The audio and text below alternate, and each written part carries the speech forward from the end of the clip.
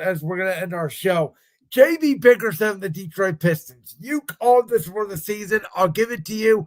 They're the best team in the East. They're not the best team in the West because that team's got a chance to break an all-time record. But they remind me a lot of the Cavaliers team that JB had where we were a really good team and then choked our brains out in the playoffs. But to answer the question directly on the screen, are they the biggest surprise in the NBA thus far? No. The biggest surprise thus far are those boys down in South Beach. You were the one saying heat culture is dead. And yet here they are.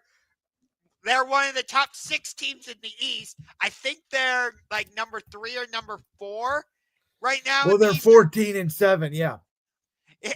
Did you expect the Miami Heat to be 14-7?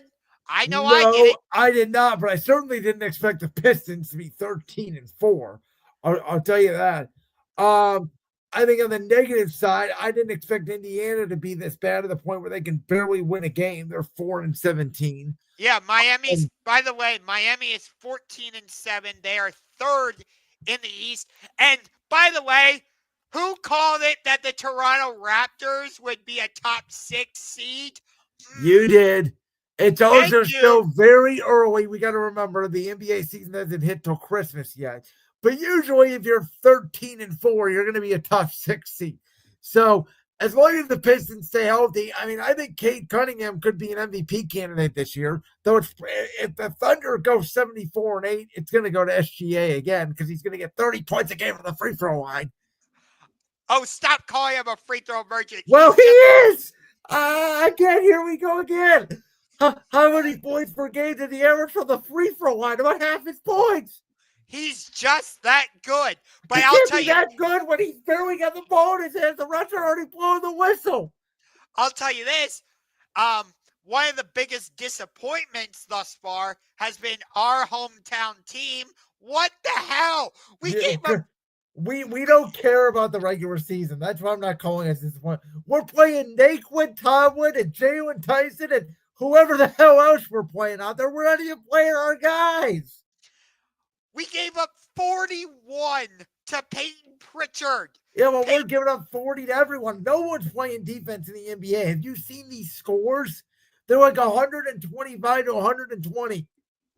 I know. Let me float this idea out there.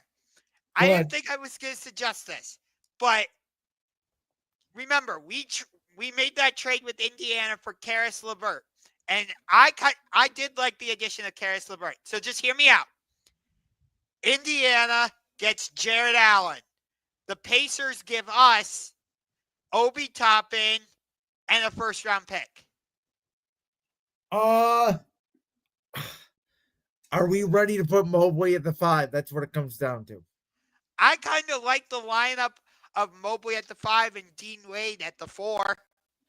Yeah, I'm still worried about Mobley's body as a center. I think he's too skinny.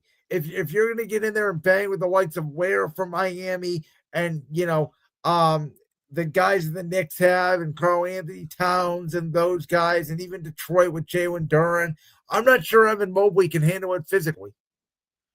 Fair enough. So I don't know. I'll be honest with you. I've watched less NBA basketball this year than I usually have at this point in the year, which is not a lot. I watched opening night, and occasionally here and there, I've seen a little bit of the Lakers. I've seen a little bit of Houston. I've seen a little bit of Detroit, and that's about it.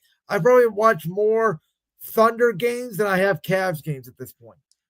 Unfortunately, I will not be able to watch AEW Dynamite tomorrow when my 2 favorite wrestlers face off in the Continental Classic because I will be at Rocket Arena for the Trailblazers against the Cleveland Cavaliers.